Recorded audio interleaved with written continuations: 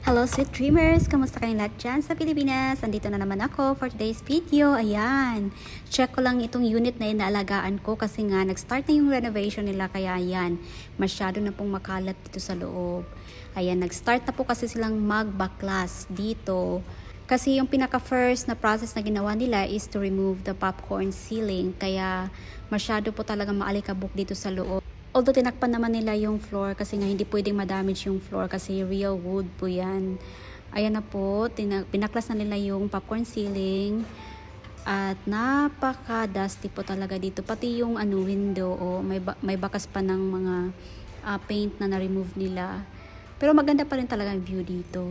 Ito na nga guys, nandito nilagay nila sa living room lahat ng mga gamit. Nung isang araw actually, chinek ko na itong unit na ito pero napakatapang po ng pintura na ginamit nila.